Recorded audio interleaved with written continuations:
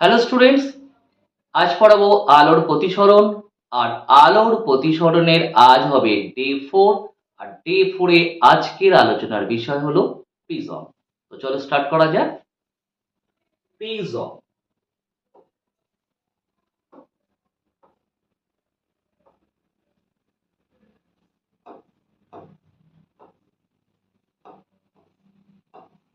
Prism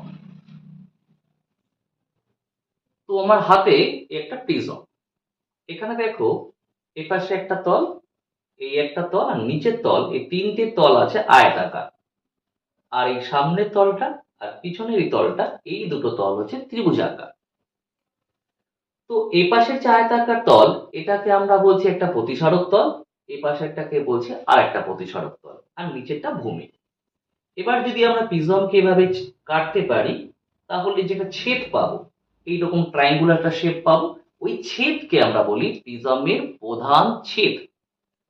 তার মানে এই দুটো প্রতিসারক তল আর এরকম একটা ট্রায়াঙ্গুলার শেপে যেটা পাচ্ছি, ওটাকে বলছি প্রিজমের প্রধান ছেদ।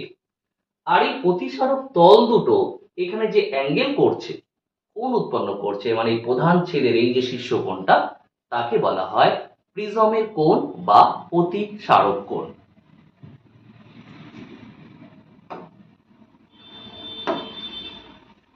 ধরো একটা প্রিজমের প্রধান ছেদ, এর নাম দিলাম ABC। আর এই যে এ কোণ, এই এ কোণকে বলা হয় প্রিজমের কোণ বা প্রতিসারক কোণ। তাহলে এবার প্রথম দেখাবো এই প্রিজমের চ্যুতি কোণের রাশিমালা কি হয়। চ্যুতি কোণ মানে এই যে প্রিজমের একটা প্রতিসারক তল থেকে আলো যখন ঢুকছে, অপর প্রতিসারক তল থেকে যখন বেরিয়ে যাবে, তখন দেখা যাচ্ছে যে পথে ঢুকেছিল সেই পথ দিয়ে বেরোচ্ছে না, ও একটু ওই পথ থেকে সরে বেরিয়ে যাচ্ছে। তো যত কোণে সরে বেরিয়ে যাচ্ছে, তো সেই কোণটাকেই বলা হয় প্রিজমের চ্যুতি কোণ। তাহলে প্রথম প্রিজমের চ্যুতি কোণের রাশিমালা প্রতিষ্ঠা করছি। প্রিজমের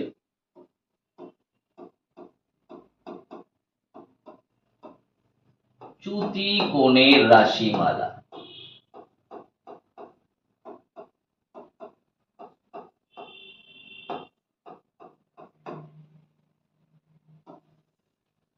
তাহলে ওই লাইন দুটো লিখে নিই যে এবিসি একটা প্রিজমের প্রধান ছেদ আর এ হলো প্রিজমের কোণ। ধরা যাক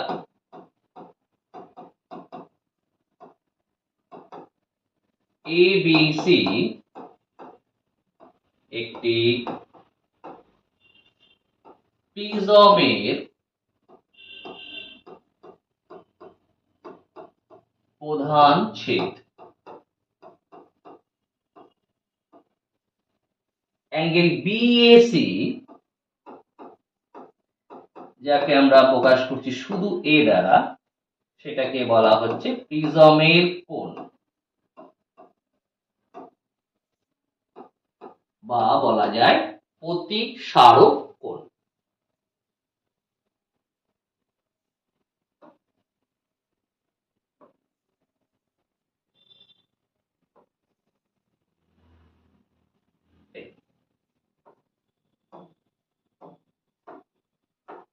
একটা আলোক রশ্মি ধরো এই প্রিজমের প্রথম প্রতিসারক তলে আপতিত হলো, এই এই বিন্দুতে পড়েছে।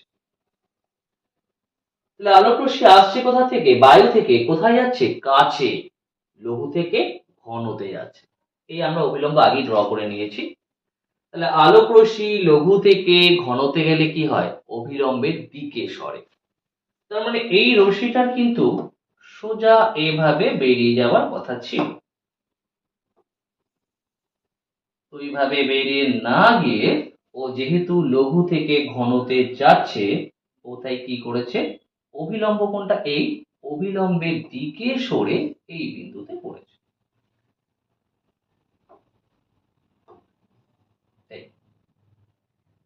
এবারে আমরা এই বিন্দুতে যদি একটা অভিলম্ব ড্র করি, এবার আলোক রশ্মি কি হচ্ছে? ঘন থেকে লঘুতে যাবে, মানে কাছ থেকে বায়ুতে যাচ্ছে। আর ঘন থেকে লঘুতে গেলে কি হয়? অভিলম্ব থেকে দূরে সরে। তো অভিলম্ব তো এটা রয়েছে, তাহলে আলোক রশ্মি কি হবে, অভিলম্ব থেকে দূরে সরে এই বেরিয়ে যাচ্ছে।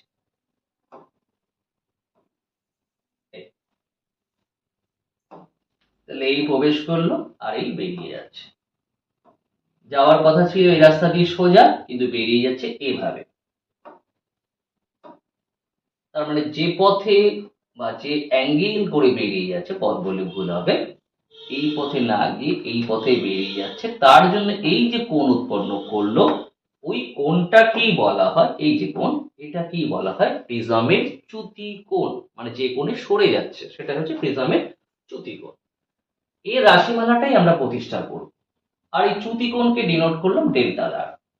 এর একটু নামকরণ করে দিই, পি, কিউ, আর, এক্স। প্রথম ঢুকছে অবিলম্বের সাথে অ্যাঙ্গেল করলো ধরো I1, এই বেরিয়ে যাচ্ছে অবিলম্বের সাথে এই কোণটা ধরো R1, এটাকে যদি আমরা R2 লিখি তাহলে এটা লিখতে পারি I2। এখানে I1 কে বলা হয় আপাতন কোণ, আর I2 কে বলা হয় নির্গমন কোণ। চ্যুতি কোণটা ডেল্টা, একটু নামকরণ আরো একটু বাড়িয়ে দিই, MN, আর এটা দিলাম O। ডেল্টা মানে NMR। তাহলে প্রিজমের চ্যুতি কোণ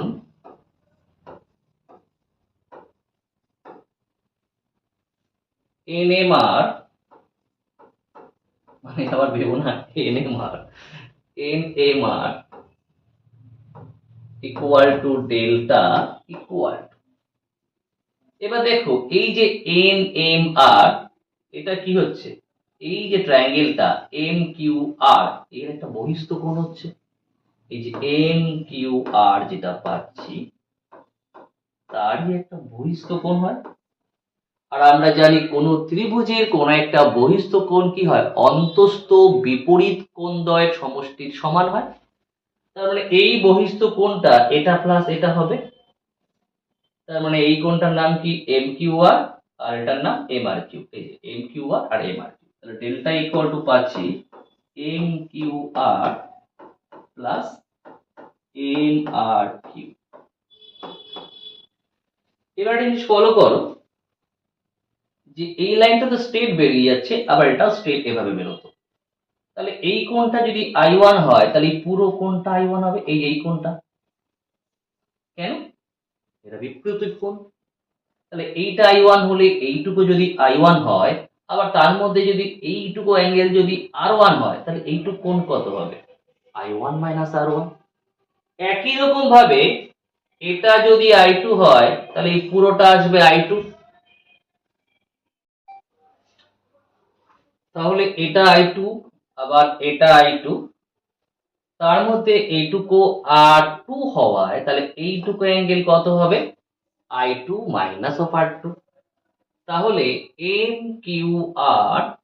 MQR এর ভ্যালু আমরা কত পেলাম, I1 মাইনাস R1।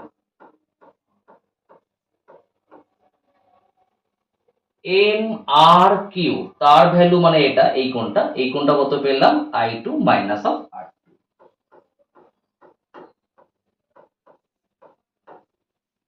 এবার যদি আমি ব্র্যাকেট থেকে বার করি তাহলে I1 minus R1 plus I2 minus R2। I1 আর I2 আগে লিখে নিচ্ছি, মাইনাস R1 আর মাইনাস R2। এবার যদি এখান থেকে আমি মাইনাস কমন নিই তাহলে পাচ্ছি কত, R1 প্লাস R2।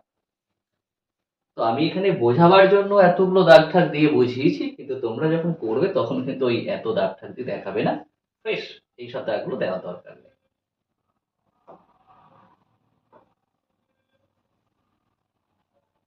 ফ্রেশই রাখবে। হ্যাঁ, তবে এটা R1, এটা R2, ওটা তো লিখতেই হবে। এবার দেখো এই R1 প্লাস R2 কে আমরা এর একটা ভ্যালু বার করতে পারি। মানে চ্যুতি রাশি মানে ডেল্টা ইকুয়াল টু তো পাচ্ছি একটাই, যে I1 plus I2 minus of R1 plus R2।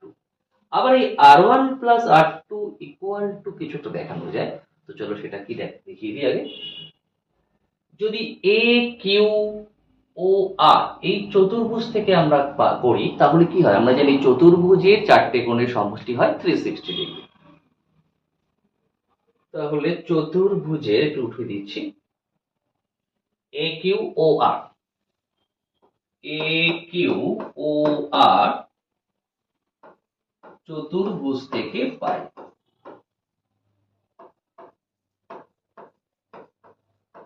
কি পাই? এই কোণটা তো আমরা এ দিয়ে ডিনোট করছি, এ প্লাস এই কোণটা হচ্ছে এ কিউ ও, এ কিউ ও প্লাস কিউ ও আর, কিউ ও আর প্লাস এ আর কিউ, এ আর কিউ। এই চারটে কোণের সমষ্টি কত? 360। এর মধ্যে দেখো এই যে এ কিউ ও, কিউ তো এটা তো অভিলম্ব, আবার এদিকে এটাও অভিলম্ব, তার মানে সেক্ষেত্রে এ কিউ ও এটা আসবে 90, আবার এদিকে এ আর ও এই কোণটাও আসবে 90। তাহলে এ কিউ ও 90 ডিগ্রি, এদিকে আবার এ আর ও, এটা এ আর ও হতো না, এ আর কিউ লেখা হয়েছে। তাহলে এদিকে এ কিউ ও 90, আবার এদিকে এ আর ও 90। তাহলে 90 প্লাস 90 হলো হচ্ছে 180। 180 যদি এদিকে চলে আসে, তাহলে 360 মাইনাস 180 তে পাচ্ছি কত? 180।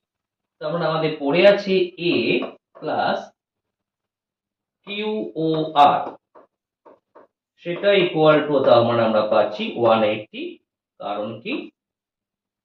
এটাও মেনশন করে দিই, যেহেতু angle A Q O equal to angle A R O equal to 90 degree. এটাকে আমরা করলাম ইকুয়েশন 1। এবার যদি এই ট্রায়াঙ্গেলটা থেকে করি কিউ ও আর, এই ত্রিভুজ, তো আমরা জানি ত্রিভুজের তিনটে কোণের সমষ্টি কত হয়? 180 ডিগ্রি। তাহলে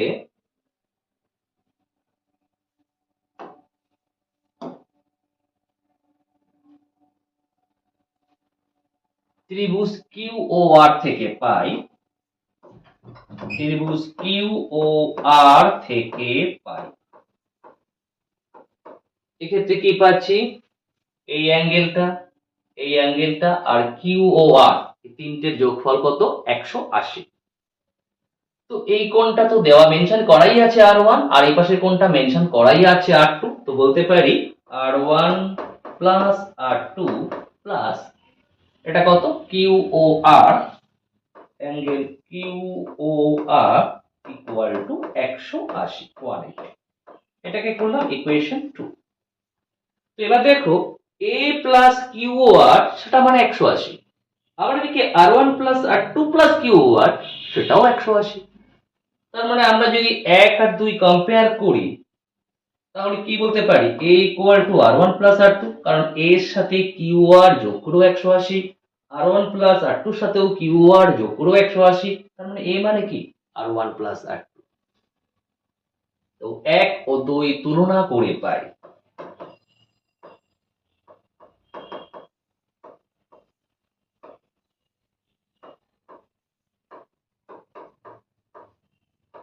কি পেলাম? এ ইকুয়াল টু আর1 প্লাস আর2।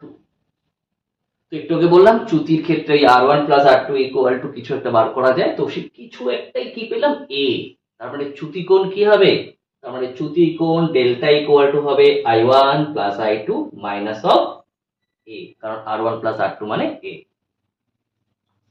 সুতরাং প্রিজমের চ্যুতি কোণ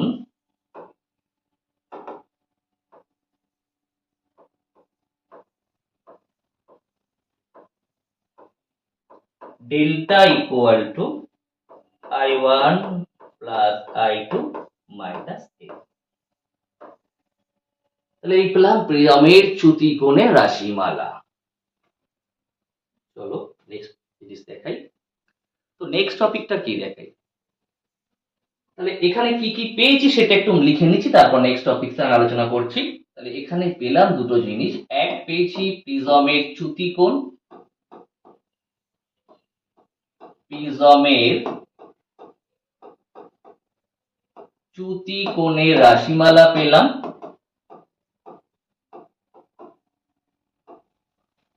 সেটা কি পেয়েছি, delta equal to I1 plus I2 minus A।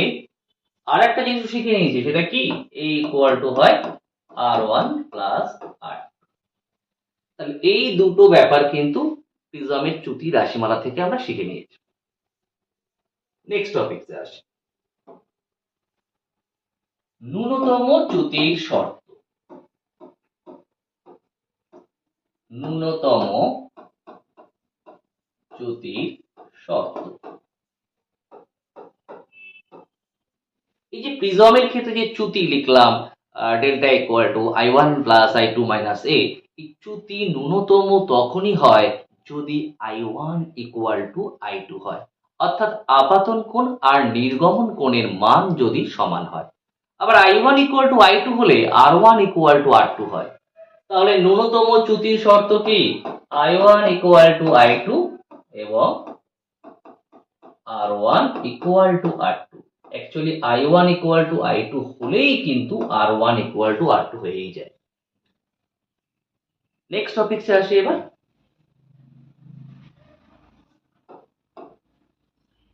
ন্যূনতম চ্যুতির ক্ষেত্রে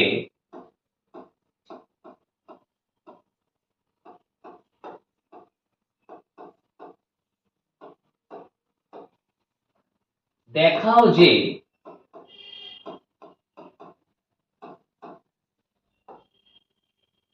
mu equal to sine A plus delta M by 2 by sine A by 2। এখানে যে ডেল্টা সাফিক্স M লিখলাম, তো ডেল্টা সাফিক্স M মানে বোঝায় ন্যূনতম চ্যুতি, আর একটু আগে ন্যূনতম চ্যুতির শর্ত আমরা বললাম। তো প্রথমত আমরা কি কি জানি, তো আমরা জানি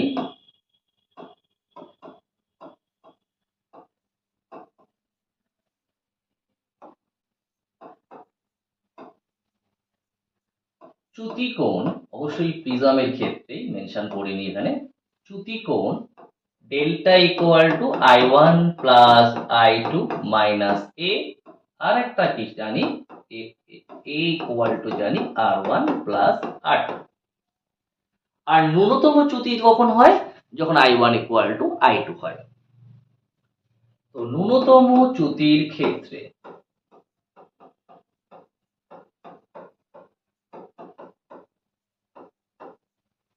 I1 ইকুয়াল টু I2 এবং R1 ইকুয়াল টু R2 হওয়ায়, I1 ইকুয়াল টু I2 এবং R1 ইকুয়াল টু R2 হওয়ায় তখন আমরা বলতে পারি ন্যূনতম চ্যুতি, যাকে ডিনোট করছি ডেল্টা সাফিক্স M দ্বারা। ডেল্টা মানে ছিল I1 plus I2 minus A, আর ন্যূনতম চ্যুতিতে I1 আর I2 সেম হয়, তো লিখতে পারি I1, I2 এর জায়গায় লিখতে পারি আবার I1 মাইনাস A। তাহলে সেক্ষেত্রে ন্যূনতম চ্যুতি হয় এটা, আর A ইকুয়াল টু কত হবে, A মানে ছিল R1 প্লাস R2, আর ন্যূনতম চ্যুতির ক্ষেত্রে R1 R2 সেম হয়, তাহলে A ইকুয়াল টু হবে R1 প্লাস R1, কারণ R2 ভ্যালু তো R1। তো এখান থেকে আমরা I1 টা বার করে নিই, তো delta M equal to 2I1 minus of A, তো মাইনাস A পাশে আসলে প্লাস A, তার মানে লেখার সময় ঘুরিয়ে লিখছি, 2I1 ইকুয়াল টু লিখতে পারি A প্লাস ডেল্টা M, তাহলে শুধু I1 ইকুয়াল টু পাচ্ছি A plus delta M by 2। আবার এখান থেকে R1 টা বার করে নিচ্ছি, A ইকুয়াল টু 2R1, তাহলে R1 ইকুয়াল টু আসছে A বাই 2। I1 R1 বার করে ফেলেছি। কোয়েশ্চেনে দেখো চাইছে কি, প্রতিসরাঙ্ক মিউ ইকুয়াল টু সামথিং। তো প্রতিসরাঙ্ক মিউ মানে তো আমরা জানি according to Snell's law mu equal to হয় sine I by sine R। তো চলো প্রিজমের সেখান থেকে আমরা ওটা বার করে নিচ্ছি। প্রিজম এই আঁকলাম, এই আমাদের প্রিজমের প্রধান ছেদ, এই অবিলম্ব দুটো একবারে ড্র করে নিচ্ছে আগে থেকেই। এই আলোক রশ্মি এই তলে পড়েছে, এখানে এসে তারপরে বেরিয়ে যাচ্ছে। এর নাম দিয়েছিলাম পি কিউ আর এস। এই কোণটা I1, এটা R1, এটা I2, এটা R2। যদি আমি কিউ বিন্দুতে প্রতিসরণের ক্ষেত্রে বার করি, কিউ বিন্দুতে প্রতিসরণের ক্ষেত্রে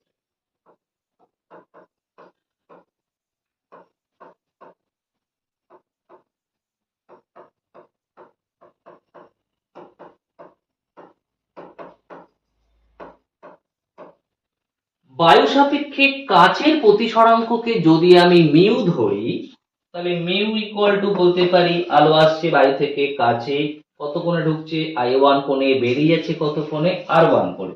তাহলে মিউ ইকুয়াল টু বলতে পারি sign I1 by sine R1।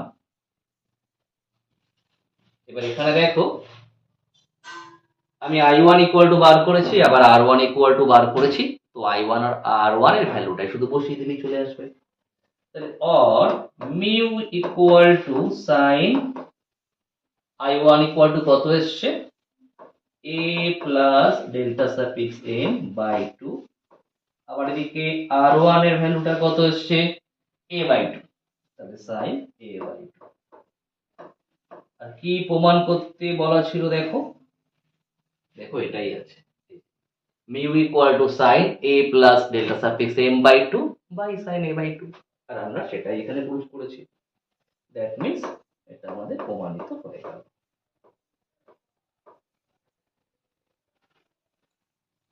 এবার আসবো পাতলা প্রিজম আলোচনায়। তো পাতলা প্রিজম কি? যে প্রিজমের প্রতিসারক কোণ 10 ডিগ্রির কম তাকে বলে পাতলা প্রিজম। যে প্রিজমের প্রতিসারক কোণ 10 ডিগ্রির কম তাকে বলে পাতলা প্রিজম।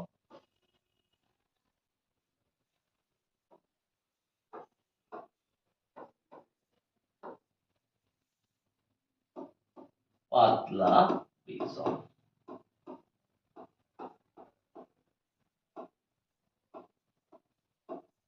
প্রতিসারক কোণ কোনটা? এটা। এই কোণকে হতে হবে কত? লেস দেন 10 ডিগ্রি, তবেই হবে পাতলা প্রিজম। তো এই পাতলা প্রিজমের চ্যুতি কোণের রাশিমালাটা কি হয় একটু দেখি। দেখো আমি এই রাশিমালা থেকেও পাতলা প্রিজমের জন্য ন্যূনতম চ্যুতি কি হয় বার করতে পারি এটা থেকে। তো প্রথম সেটা থেকেই দেখাচ্ছি। তাহলে ওই রাশিমালায় কি পাচ্ছিলাম, mu equal to sine a plus delta suffix m by 2 by sine a by 2। এর ভ্যালু কত বলছি? 10 ডিগ্রির কম হতে হবে, তার মানে a খুব ক্ষুদ্র, a খুব ক্ষুদ্র, তাহলে a বাই 2 তো আরো ক্ষুদ্র হয়ে যাবে। এখানেও তাই, a plus delta m by 2, delta m তো ন্যূনতম চ্যুতির কথা বলছি, তার মানে এরও ক্ষুদ্র ভ্যালু, ন্যূনতম চ্যুতিরও ক্ষুদ্র ভ্যালু, তাকে আবার 2 দিয়ে ভাগ করছি, তো টোটালটাই তো ক্ষুদ্র আসছে। তার মানে আমাদের এই অ্যাঙ্গেলটাও খুব ক্ষুদ্র হচ্ছে, এটাও খুব ক্ষুদ্র হয়ে যাচ্ছে। আর আমরা জানি থিটা যদি খুব ক্ষুদ্র হয় আর থিটাকে যদি রেডিয়ান এককে প্রকাশ করা হয়, তবে সাইন থিটা প্রায় সমান হয়ে যায় থিটা। তার মানে এখানে এই কোণগুলো খুব ক্ষুদ্র হওয়ায় তো আমরা লিখতে পারি সাইন থিটা প্রায় সমান থিটা, সেখান থেকে সাইন এটা ইকুয়াল টু বলতে পারি a plus delta m by 2, আর সাইন a বাই 2 কে বলতে পারি a বাই 2। কেন বললাম? যেহেতু থিটা খুব ক্ষুদ্র, সেক্ষেত্রে সাইন থিটা নিয়ারলি ইকুয়াল হয় থিটা। তাহলে a বাই 2 ক্ষুদ্র, তাই sine a by 2 equal to এসছে a বাই 2, আর সাইন এটা ইকুয়াল টু এসছে এটা, 2 2 কেটে যাচ্ছে। তাহলে মিউ a ইকুয়াল টু পাচ্ছি a plus delta m, or delta m মানে এটা এপাশেই আছে, আমি এটাকে এদিকে নিয়ে লেখার সময় উল্টো করে লিখেছি, মিউ a আর a এদিকে আসলে হতো মাইনাস a, এখান থেকে এ কমন নিলে পাচ্ছি মিউ মাইনাস ওয়ান। এই হয়ে গেল আমাদের পাতলা প্রিজমের ক্ষেত্রে চ্যুতিকোণ কি এসছে, এ ইন্টু মিউ মাইনাস ওয়ান। তো এবার একটু অন্যরকম ভাবে পাতলা প্রিজমের চ্যুতিকোণটা দেখাচ্ছে।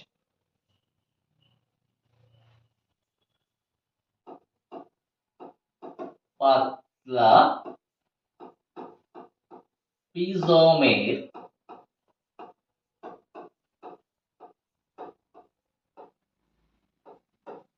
চ্যুতিকোণের রাশিমালা।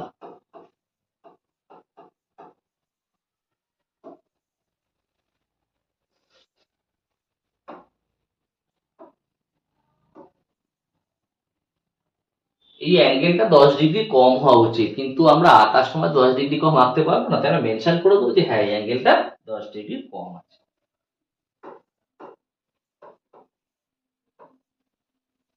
তাহলে ধরা যাক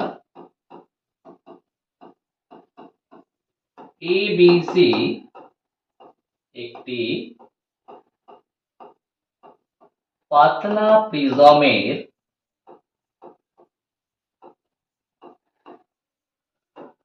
প্রধান ছেদ।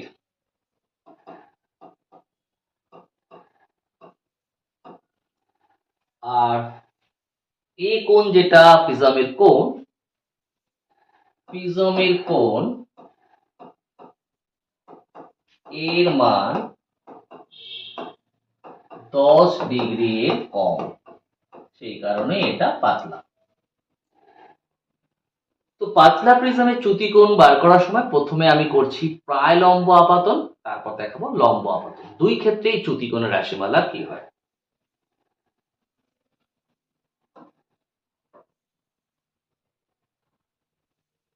আঁকার সুবিধার্থে আমি দুটো অবিলম্ব আগে এঁকে নিচ্ছি।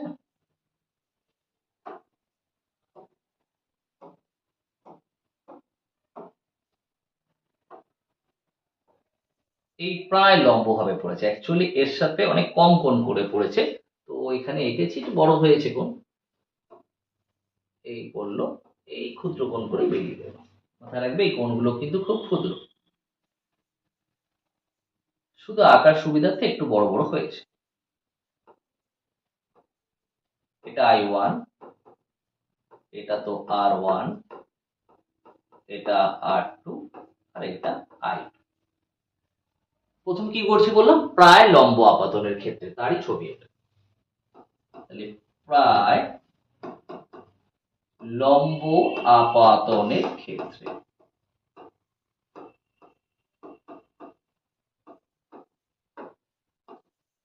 প্রায় লম্ব আপাতন হওয়া মানে এই অভিলম্বর সাথে খুব কম কোণ করে পড়া, দ্যাট মিনস I1 খুব ক্ষুদ্র হওয়া। আর I1 যদি খুব ক্ষুদ্র হয় তাহলে R1 খুব ক্ষুদ্র হবে। আবার A ইকুয়াল টু কি R1 প্লাস R2, এ নিজে খুব ক্ষুদ্র, আবার R1 ও ক্ষুদ্র, দ্যাট মিনস R2 ও তাই ক্ষুদ্র হয়ে যাচ্ছে। আবার R2 ক্ষুদ্র হওয়ার জন্য কিন্তু I2 ও ক্ষুদ্র হয়ে যাচ্ছে, অর্থাৎ প্রায় লম্ব আপাতনের ক্ষেত্রে এবং A ক্ষুদ্র হওয়াতে I1, R1, I2, R2 সবই ক্ষুদ্র হচ্ছে। তাহলে প্রায় লম্ব আপাতনের ক্ষেত্রে, তাহলে এখানে মেনশন করে দিই, এক্ষেত্রে I1, R1,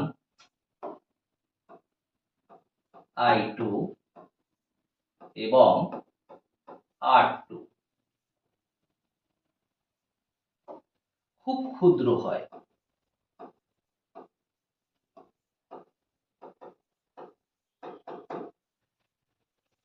পি, এটার নাম দিলাম QRS, রশ্মির যে পথটা PQRS। প্রথমে আসছি কিউ বিন্দুতে প্রতিসরণের ক্ষেত্রে। কিউ বিন্দুতে প্রতিসরণের ক্ষেত্রে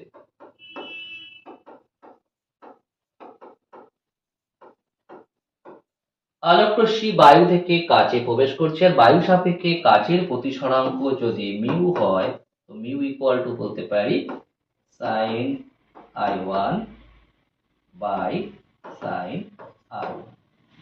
আবার এই I1 R1 খুব ক্ষুদ্র, একটু আগে মেনশন করলাম থিটা খুব ক্ষুদ্র হলে সাইন থিটা প্রায় সমান থিটা হয়। তো যেহেতু I1 R1 খুব ক্ষুদ্র, তাই সাইন i1 কে আমরা লিখতে পারি শুধু i1, আর সাইন r1 কে লিখতে পারি শুধু r1। তাহলে i1 ইকুয়াল টু হয়ে গেল মিউ r1। এবার আসি আর বিন্দুতে প্রতিসরণের ক্ষেত্রে।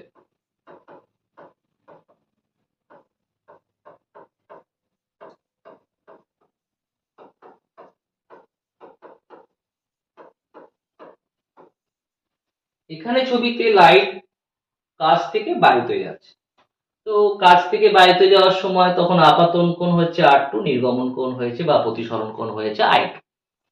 তো আমরা যদি উল্টো করে ভাবি যে লাইট এদিক থেকে এদিকে প্রবেশ করছে, এদিক থেকে এদিকে প্রবেশ করার সময় যদি i2 কোণে আপাতিত হয় তবে বেরিয়ে যাচ্ছে r2 কোণে। তো সেক্ষেত্রে আমরা বায়ু সাপেক্ষে কাচের প্রতিসরাঙ্ক মিউ, অর্থাৎ মিউ ইকুয়াল টু লিখতে পারি, লাইট তাহলে এদিক থেকে এদিকে আসছে ভেবে, তার মানে sign i2 by sine r2। i2 r2 খুব ক্ষুদ্র, তাই sign i2 by sine r2 সেটাও ইকুয়াল টু হয়ে যাচ্ছে আমার i2 বাই r2। और i2 ইকুয়াল টু হয়ে গেল কত, মিউ r2।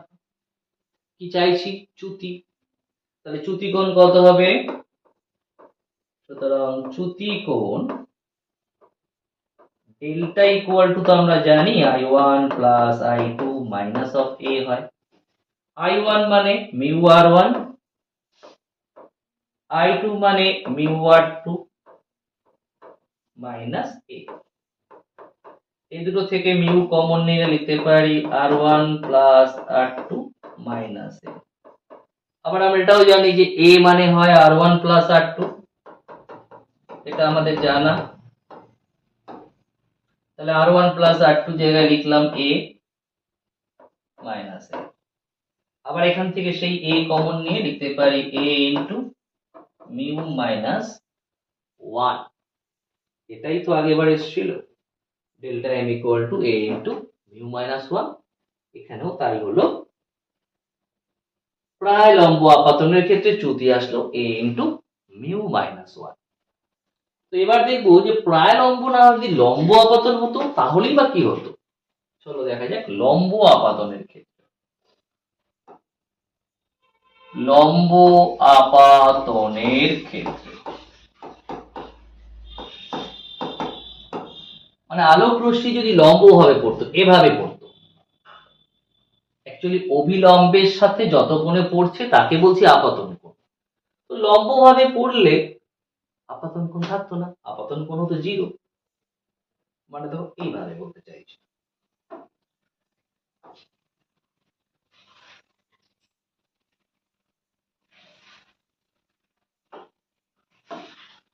এই আমার অবিলম্ব,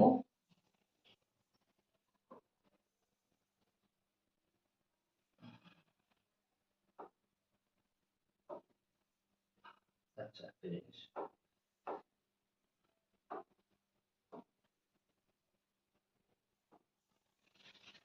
অবিলম্বটা দেখানোর দরকার নেই, লম্ব ভাবেই পড়ছে সেটা দেখায়। এই লম্ব ভাবে পড়ছে,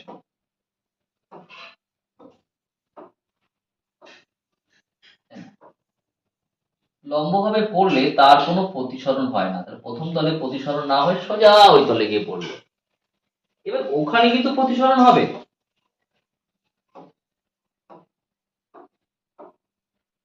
ওইখানে যদি আমি এটা অবিলম্ব ড্র করি, এই তাহলে আলো তো এখন ঘন থেকে লঘুতে যাচ্ছে, এখানে তো এই তলের উপর তো লম্ব ভাবে পড়েনি, ফলস্বরূপ ওখানে প্রতিসরণ হবে।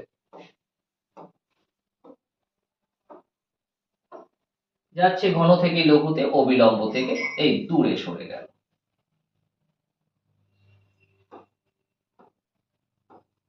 তার মানে আমার যদি অবিলম্ব তো এটাই থাকতো, আর অবিলম্বের সাথে ও কোনো কোণ উৎপন্ন করেনি, দ্যাট মিনস এখানে আমাদের i1 ইকুয়াল টু হচ্ছে 0, সোজাই বেরিয়ে গেছে। তার মানে r1 ও এসছে 0। এটা আমার i2, এটা r2 হবে। এবার i2 r2 টা তো সেম আগেরবারের মতোই আসবে, এই যে এটা।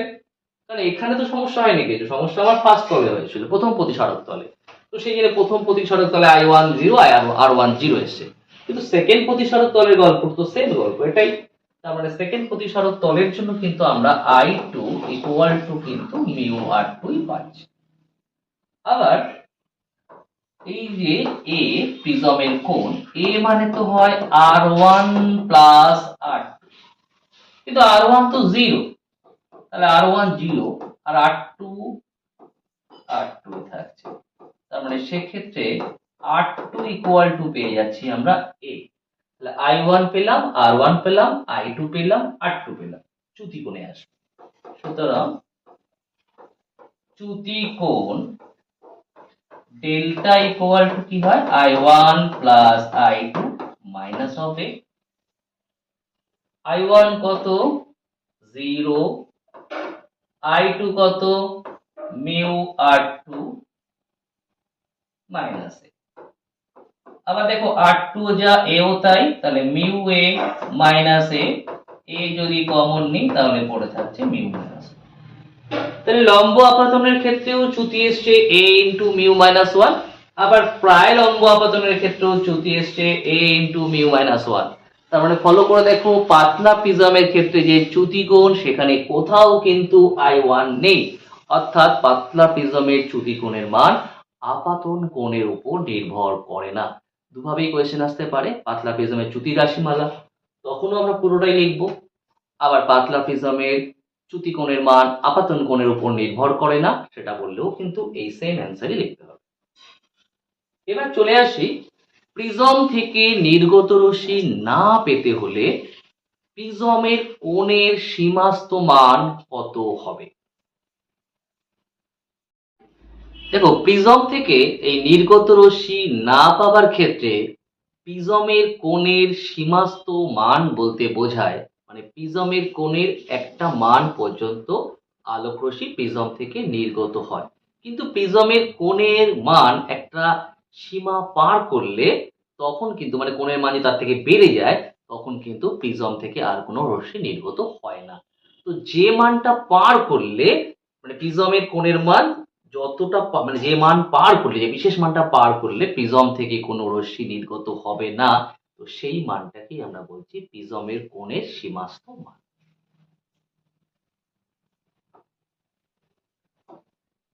একটা এবিসি প্রিজমের প্রধান ছেদ, এবিসি এটা হলো একটা প্রিজমের প্রধান ছেদ।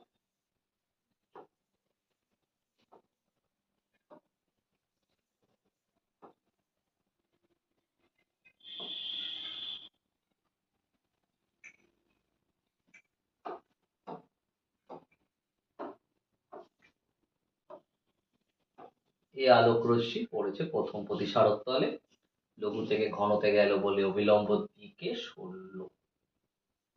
এবার বলছি প্রিজম থেকে নির্গত হবে না, নির্গত হবে না কখন আর হবে কখন। এই যে দ্বিতীয় প্রতিসারক তলে এই যে পড়ছে অর্থাৎ লাইট এখন ঘন থেকে লঘুতে যাবে, এই যে কোণটা অর্থাৎ R2, এই R2 মান যদি সংকট কোণের থেকে বেশি হয়ে যায় তাহলে কি হবে, অভ্যন্তরীণ পূর্ণ প্রতিফলন হবে, তখন আর এদিক থেকে বেরোবে না।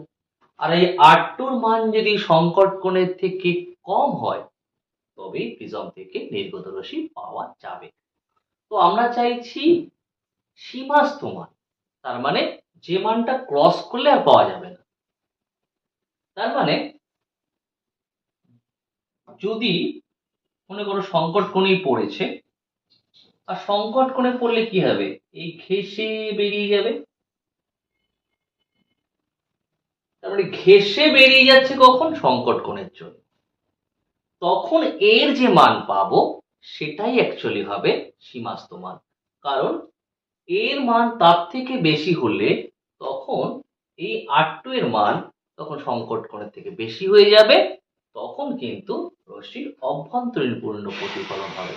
আর এর মান যদি এই কম হয় তাহলে এই কোণটা R2 এর থেকে কম হয়ে যাবে, মানে সংকট কোণের থেকে R2 মানটা কম হবে, যখন R2 এর মান সংকট কোণের থেকে কম হবে তখন রশ্মি বেরিয়ে যেতে পারবে, তখন নির্গত হবে।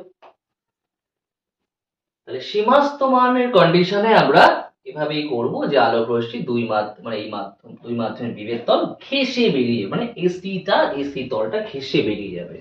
সেই ক্ষেত্রে এর যে মান পাবো সেটাই হবে সীমাস্ত মান।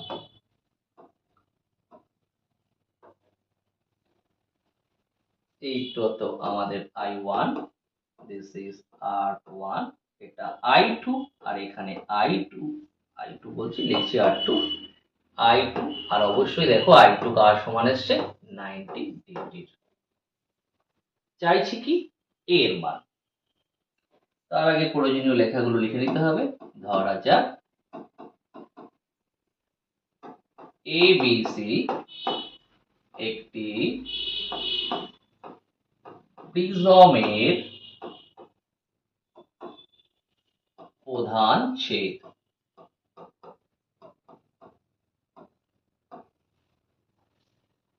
BAC ইকুয়াল টু A হলো প্রিজমের কোণ, আর এই প্রিজমের কোণের মানই আমরা চাইছি সীমাস্ত কন্ডিশন। তো A ইকুয়াল টু আমরা জানি R1 প্লাস R2 হয়। তো R1 R2 এর ভ্যালু বার করব। এর নামকরণ করে দিলাম PQRS। যদি প্রথমে কিউ বিন্দুতে প্রতিসরণের ক্ষেত্রে আসি, তো সেখান থেকে আমরা R1 পেয়ে যাব, আর আর বিন্দুতে প্রতিসরণের ক্ষেত্রে বার করলে R2 পেয়ে যাব। তাহলে প্রথমে আসি কিউ বিন্দুতে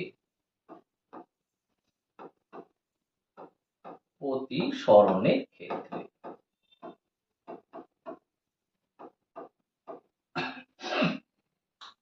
বায়ু সাপেক্ষে কাচের প্রতিসরাঙ্ক যদি মিউ ধরতাম, তাহলে মিউ ইকুয়াল টু হয় সাইন, ঢুকছে কোন কোণে I1, বেরিয়ে যাচ্ছে কোন কোণে R1, লাগবে কত R1।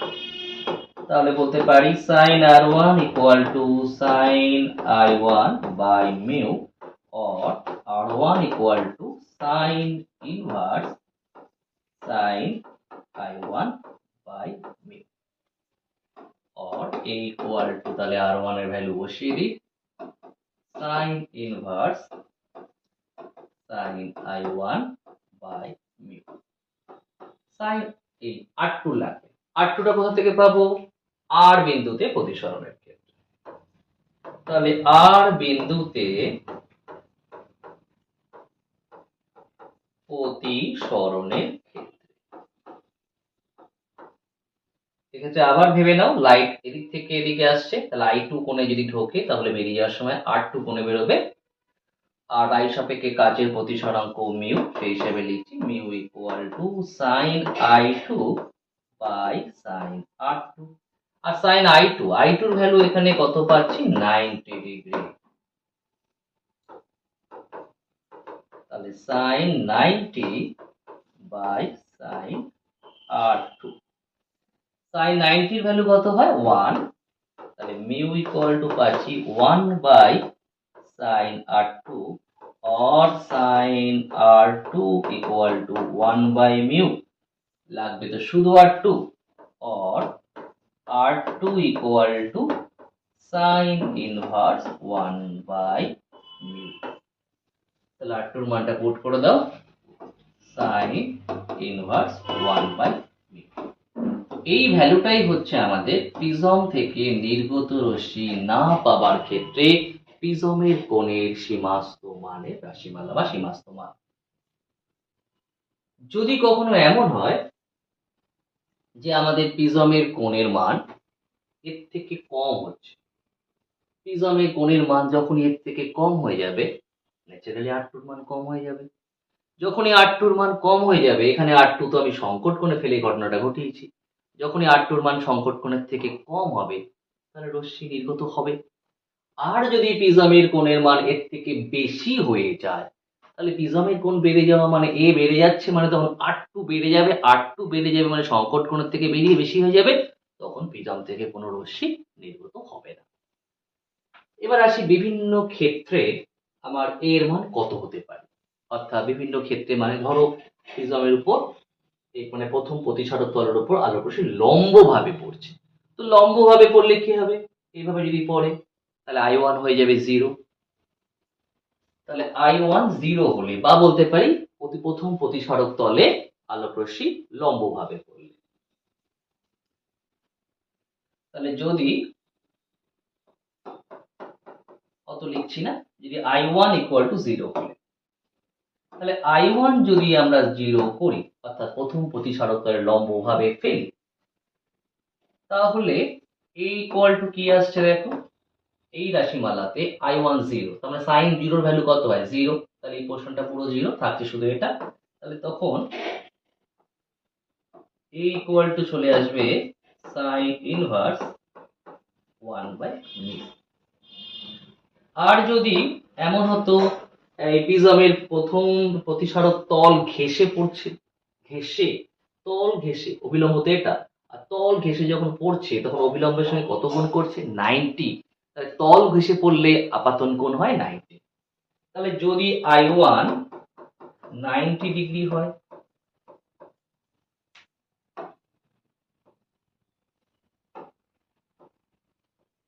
তাহলে কি হবে, I1 এর জায়গায় 90 বসাও, sin 90 0, সরি sin 90 0 না, sin 90 1, তাহলে কি আসছে sin inverse 1/μ plus sin inverse 1/μ। মানে প্রথমে I1 0 বসিয়েছিলাম, তখন sin 0 মান 0, এটা থাকছিল না, ছিল sin ইনভার্স 1/μ। আর I1 90 যখন বসাচ্ছি sin 90 এর মান 1, তাহলে sin inverse 1/μ plus sin inverse 1/μ, তখন A = চলে আসছে 2 ইনটু sin ইনভার্স 1/μ। আর এই আলোক রশ্মি ঘন থেকে লঘুতে যাচ্ছিল, দুই মাধ্যমের বিভেদ তল ঘেঁষে গেছে, তার মানে তো ক্লিয়ার যে R2টা অবশ্যই আমার এখানে সংকট কোণ। তার মানে R2 এর ভ্যালু কিন্তু এখানে যেটা পাচ্ছি সেটা অবশ্যই সংকট কোণ থিটা সি এর সমান। আর এই সংকট কোণের সাথে প্রতিসরাঙ্কের একটা সম্পর্ক আছে, সেটা কি ছিল, mu equal to 1/sin theta C হয়, mu equal to 1/sin theta C. বা তাহলে বলতে পারি sin theta C equal to 1/μ। তাহলে শুধু থিটা সি ইকুয়াল টু তাহলে কত আসবে, sin ইনভার্স 1/μ। এখানে তো আমরা sin ইনভার্স 1/μ পাচ্ছি, তার মানে এটা আসলো থিটা সি, আর এটা বলতে পারি 2 থিটা সি।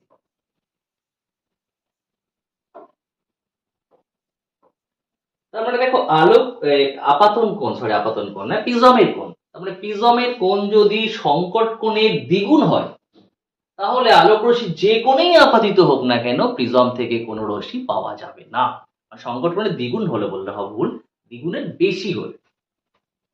তাহলে এই ভ্যালুটার থেকে যদি বেশি হয়ে যায় তখন যে কোণেই পড়ুক না কেন, আমি তো 0 থেকে 90 অব্দি কোণ দিয়ে টেস্ট করলাম, আর আপাতন কোণের ভ্যালু তো 0 থেকে 90 এর মধ্যেই থাকতে পারে। তাহলে 0 থেকে 90 এর মধ্যে টেস্ট করে দেখলাম যে এর হাইয়েস্ট ভ্যালু পেয়ে যাচ্ছি কত, 2 থিটা সি। হ্যাঁ, তার বেশি হয়ে গেলে রশ্মি পাওয়া যাবে না, কোনো নির্গমনও পাওয়া যাবে না। তাহলে এটাই ছিল প্রিজম থেকে নির্গত রশ্মি না পাওয়ার ক্ষেত্রে প্রিজমের কোণের সীমাস্ত মানের রাশিমালা। এবার দেখাবো প্রিজম থেকে নির্গত রশ্মি না পাওয়ার ক্ষেত্রে আপাতন কোণের সীমাস্ত মানের রাশিমালা। মানে ধরো একটা প্রিজম ফিক্সড, যার এর ভ্যালু ফিক্সড, এইবার আপাতন কোণে একটা সীমাস্ত মান বার করতে হবে, যার জন্য রশ্মিটা কি হবে, দুটো মাধ্যমের বিভেদ তল ঘেঁষে যাবে, তো সেই আপাতন কোণে সেই মানটাই হবে আপাতন কোণের সীমাস্ত মান।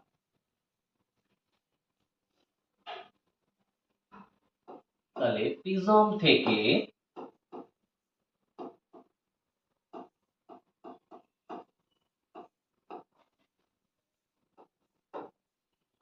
নির্গত রশ্মি না পাওয়ার ক্ষেত্রে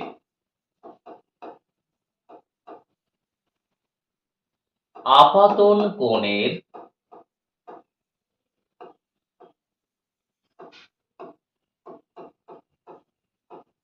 সীমাস্ত মান।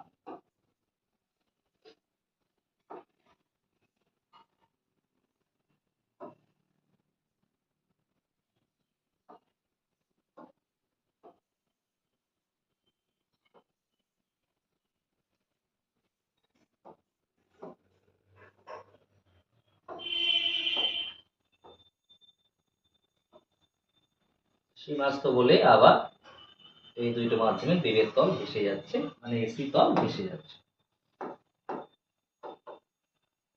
এবিসি। এর নাম পি কিউ আর এস, এটা এই পথ ধরে চলছে। এটা তো I1, এটা R1, এটা R2, এটা তো I2, যা 90 সমান। আবার ঘন থেকে লঘুতে R2 তে পড়ার জন্য যেহেতু দুই মাধ্যমে তীরের তল ঘেঁষে যাচ্ছে, তো R2 অবশ্যই সংঘট কোণের সমান। এক্ষেত্রে চাইছি কি I1, আপাতন কোণের সীমাস্থ মান। যদি আমরা কিউ বিন্দুতে প্রতিসরণের ক্ষেত্রে বার করি, মানে এক্ষেত্রে একটা প্রিজম রাখা আছে, প্রিজমে এ কনস্ট্যান্ট আছে। এবার আপাতন কোণকে আমরা দেখছি যে কোন আপাতন কোণের জন্য আমরা নির্গত রশ্মি পাচ্ছি আর কোথায় কোন মানটা পার করে ফেললে পাচ্ছি না। তাহলে কিউ বিন্দুতে প্রতিসরণের ক্ষেত্রে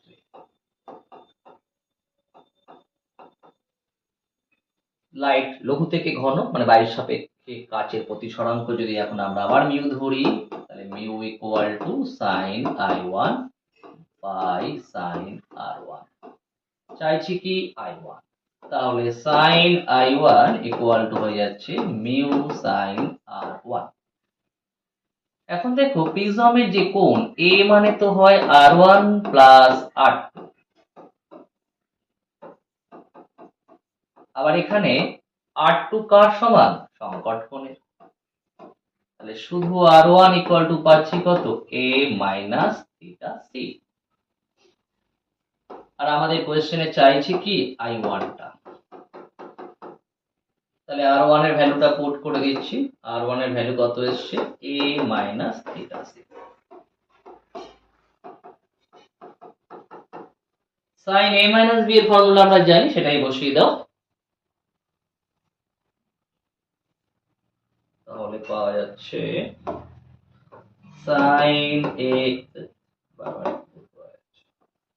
সাইন A cos B, মানে sine A cos theta C minus cos A sin theta C. এখন আমরা জানি sin থিটা সি মানে হয় 1 by mu, sin theta C এখানে যেহেতু আছে, আবার cos থিটা সিও লাগবে।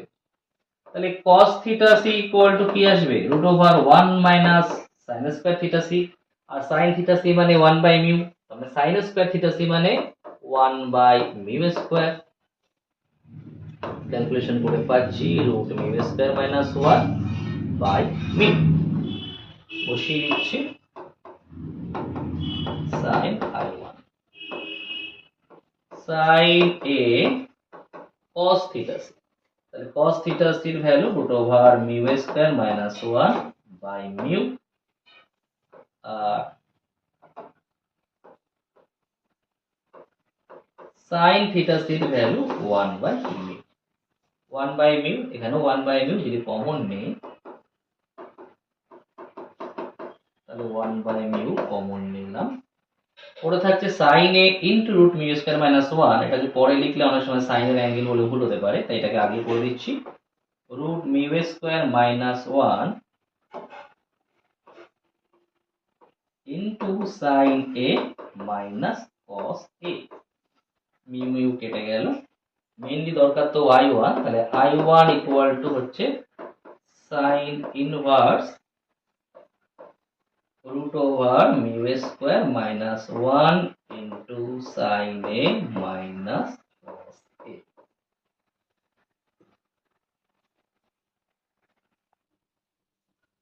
তাহলে এটাই হচ্ছে আপাতন কোণের সীমাস্থ মান, এই যে I1 যেটা পেলাম। এই I1 এর মান যদি এর থেকে কম হয়, তাহলে কিন্তু আমরা প্রিজম থেকে কোনো রশ্মি পাবো না, মানে নির্গত হতে দেখতে পাবো না। এটাই হচ্ছে আপাতন কোণের সীমাস্থ মান। কেন পাবো না অ্যাকচুয়ালি? দেখো আগের এই যে কন্ডিশন প্রিজমের কোণের সীমাস্থ মানে, সেখানে রাশিমালা পেয়েছি আমরা a equal to sin inverse sin I1 by mu plus sin inverse 1 by mu. তো এবার I1 এর মানটা আমি বার করেছি, এই যে I1 এর মান। তো I1 এর মানটা এটা যদি বার করি, তাহলে I1 এর মান এখানে বসাবো, তার জন্য একটা প্রিজমের প্রতিশত প্রিজমের কোণে একটা মান থাকছে। এখন যদি ইনকেস I1 এর মান আমি ওর থেকে কমাই, তাহলে কি হবে? I1 এর মান ওর থেকে কমালে A এর মানটা কমে যাবে। তার মানে A এর মান কমে যাওয়া মানে প্রিজমের কোণের মানটা কমে যাওয়া। কিন্তু আমি তো এই ক্ষেত্রে একটা প্রিজম ফিক্স নিয়েছি এবং তার একটা প্রিজমের কোণ একটা রয়েছে, কিন্তু আমি দেখলাম যে এখন যে প্রিজম আমরা I1 এর মানটা যদি কমিয়ে দিই, তাহলে প্রিজমের কোণের মানটা কমে যাচ্ছে, অথচ আমার এই কোণের মানটা বেশি হয়ে যাচ্ছে। আর যেহেতু মান অলরেডি এর যে ভ্যালু যেটা হওয়া উচিত, তার থেকে এর এই মানটা বেশি হয়ে যাচ্ছে, আর এর এই মানটা যখনই বেশি হয়ে যাচ্ছে তখন প্রিজম থেকে কোনো রশ্মি পাওয়া যাচ্ছে না। তার মানে I1 কমে গেলে ন্যাচারালি A কমে যায়। A কমে গেলে আমার কাছে দেওয়া যে A, সেই এর মানটা তার থেকে বেশি হয়ে যায়। আর এর মানটা যখনই বেশি হয়ে যাচ্ছে তখন প্রিজম থেকে রশ্মি পাওয়া যাচ্ছে না। আর একটু ক্লিয়ার করার জন্য বলছি, ধরো এই এর মানটা ধরো 30 ডিগ্রি, বোঝার সুবিধা। আর এই এর 30 ডিগ্রির জন্য আমি মোটামুটি I1 একটা মান বার করে ফেলেছি। এই যে I1 এর তাহলে এই মানটাতে আমি যদি ফেলি রশ্মি, তাহলে এর বেশি হলে নির্গত হবে, কম হলে হবে না। আচ্ছা, এবার ইন কেস I1 এর এই ইকুয়েশনের জন্য মানে I1 এর মানটা এর থেকে কম হয়ে গেছে, তাহলে যখনই I1 এর মান এর থেকে কম হবে তখন এর যে মানের জন্য নির্গত হবে না সেই মানটাও তখন কমে গেল, কারণ I1 কমিয়ে দিচ্ছি, এ মানটা কমে গেল। তখন দেখা যাচ্ছে এই মানটা কমে গেল মানে তখন দেখা যাচ্ছে ওইটা আমি 20 ডিগ্রি কোণের জন্য হিসাব করে ফেলেছি, কিন্তু আমার প্রিজম যেটা দেওয়া তার অ্যাঙ্গেল তো 30 ডিগ্রি, তাহলে এর যে মানটা হলে নির্গত হতো না সেটা 20 ডিগ্রি অবধি, কিন্তু যে প্রিজমটা দেওয়া তার প্রতিসারক কোণ 30 ডিগ্রি, তাহলে তখন ওই এর যে মান জন্য হতো না তার থেকেই মানটা বেশি, আর যখনই প্রিজমের কোণ বেড়ে যাবে তখনই ন্যাচারালি আরোহণকৃত রশ্মি হবে না। তো এটাই হচ্ছে আমাদের আপাতন কোণের সীমাস্ত মান, আর আগেরটা ছিল প্রিজমের কোণের সীমাস্ত মান। তাহলে আজকের আলোচনা এই অবধি, দেখা হচ্ছে নেক্সট ভিডিওতে।